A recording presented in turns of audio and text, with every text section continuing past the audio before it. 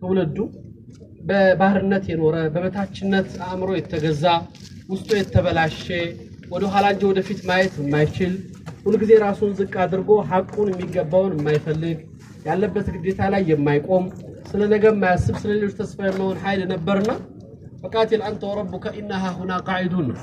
أنتنا ጌታህ ተጋድላችሁ ድል አድርጋችሁ ከተማይሱን ስትከፍቱ እኛ ተከትለን እንመጣለን ድሉን እናበስራለን አብረን ከጎንህ እንቆማለን ነው ለትግሉ ግን አትፈልገን ለሚደረገው ስራ ለለውጡ ለአገር ግንባታው ለሚፈለግብን ኃላፊነት ግን እኛን አትከጅለን እኛ ለዛ ምን ሆነ አይደለም ጠባቂዎች ነን አላህ እነዚህን ሰዎች ፈቅዱ ነው ያላቸው ይቀመጡ ቢቆሙም ስለማይጠቅሙ الله سبحانه وتعالى يتيهون في الأرض بلو تياهن يوسنباتشو مطفاتن بمدر لا يمقمطن على منقساقسن እንዳይ ወጧት የተመኛቱን ምድር እንዳያገኙት መቀመጥን የመረጡትን መቀመጫቸው ሆኖ እንዲያልፉባት አድርጎ ነው ያስወሰናቸው ኻሊቅ አልከው ያ ትውልድ ለጌታው ጥሪ መልስ ሳይሰጥ ለታላቁ መልእክተኛ ወደ ኋላ ማፈግፈግ መርዳትና ከጎን መቆም ሲገባቸው ወደ ኋላ ማፈግፈን የመረጠ ትውልድ ቢይዝም አይረባ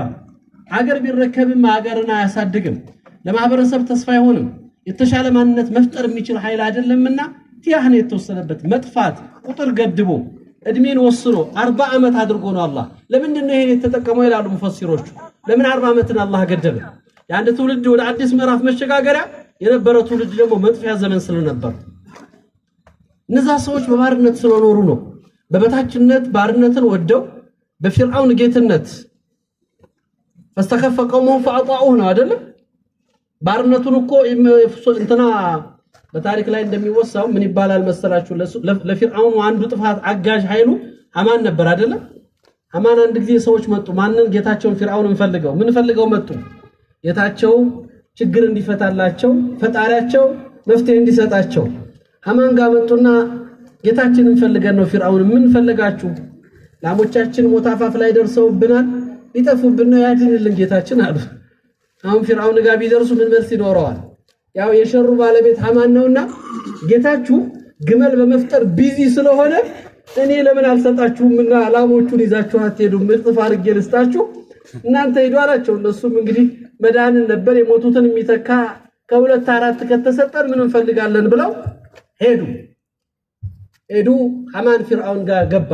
ዛሬ እኮ ትልቅ ፈጠራ ገጠመን አለው ምን ላም ፍጠሩልን የሚሉ ሰዎች መጥተው ነበር አለው እና ምን አደረክ አለው አይ እኔማ ጌታችሁ ግመል እየፈጠረ ቢዚ ስለሆነ ብዬ ህይወት ያላቸው ላሞቹን ሰጥቼ ሸኘሁላ አለው እዛችሁ ምን እንዳለ ታውቃላችሁ በጣም እኮ የሚገርም ሐማን እውነትን እኮ ነው ላም ግመል መፍጠር እኮ በጣም አድካሚ ነው አለ እሱ ራሱ ነገሮት እኮ حتى انا فرعون አለው ይባላል ሐማን ለኔው ራሱ አለው